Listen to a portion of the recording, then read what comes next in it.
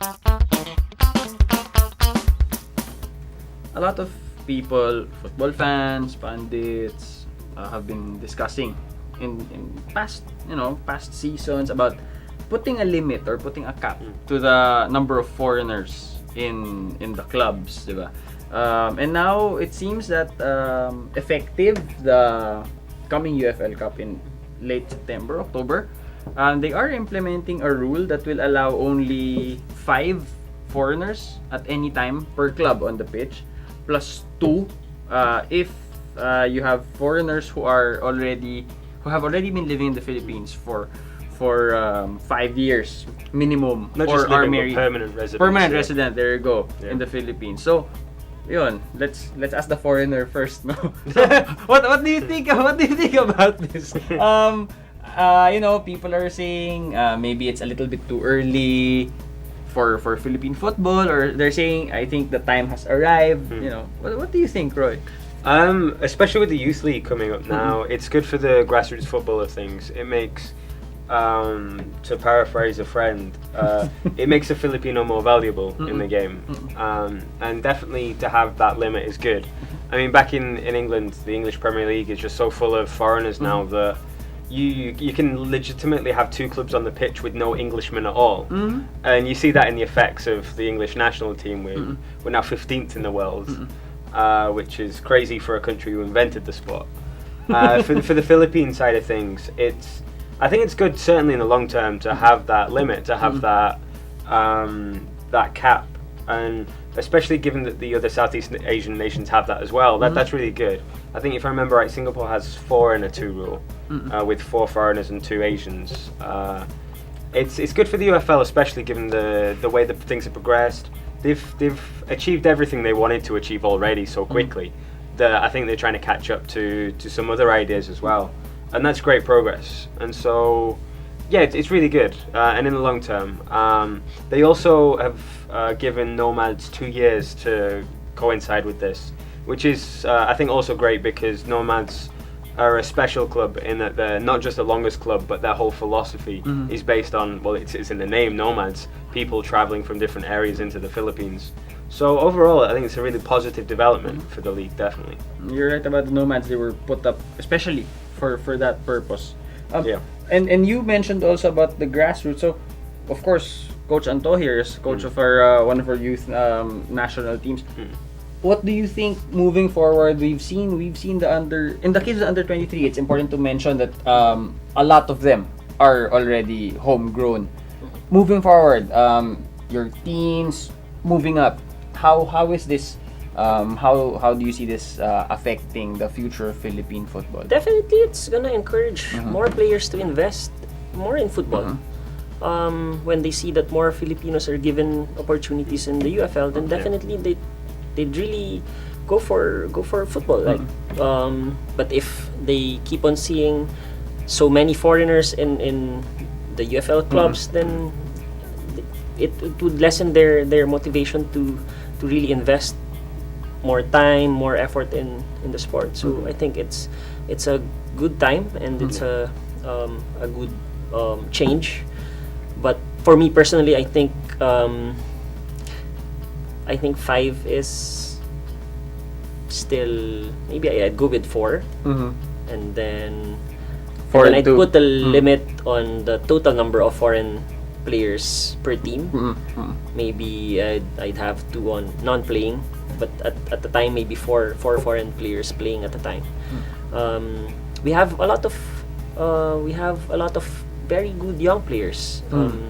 This is the main proof will be the recent UFL All-Stars against Under 23 game. In the Under 23 team, we have a lot of potential there. Yes. And only a number of them are actually playing big roles in some UFL clubs.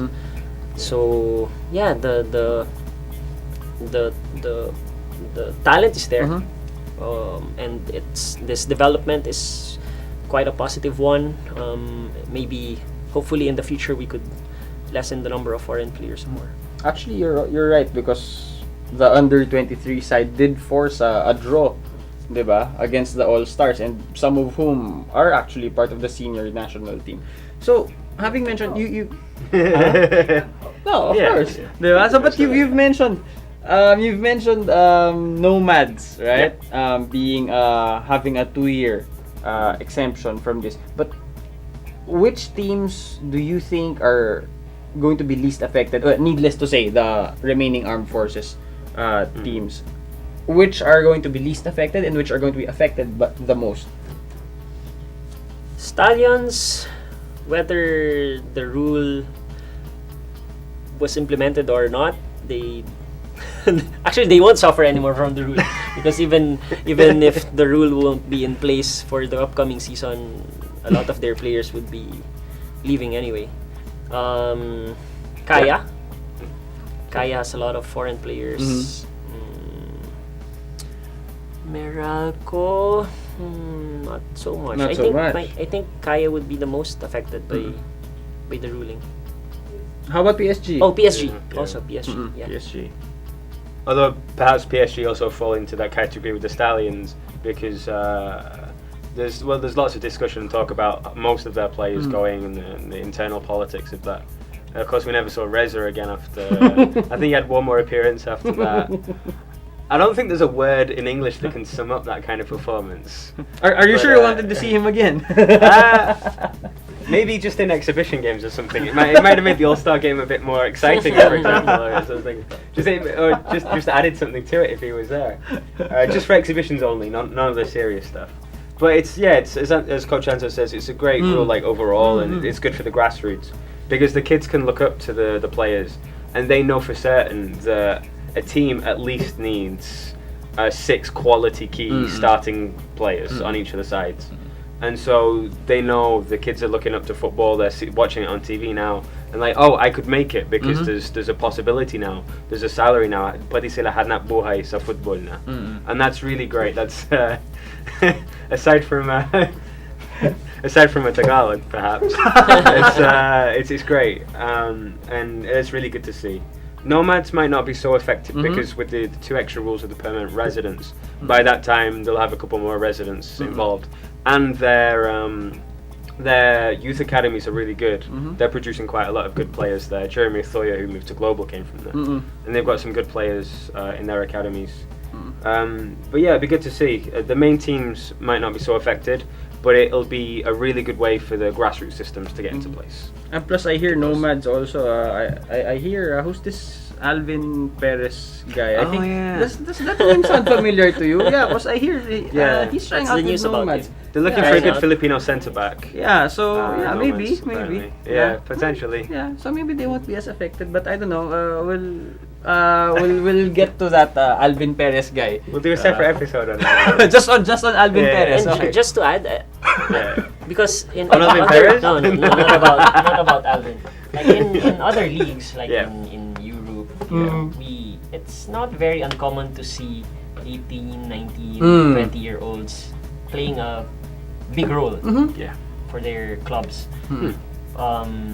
Although here in the UFL, I haven't seen Not that as yet. much. And that's aside from OJ, that's probably maybe. one thing that the clubs can look into. Like we have a couple of talented 19-year-olds, 18-year-olds. Like Amani has never played or played major minutes in the UFL.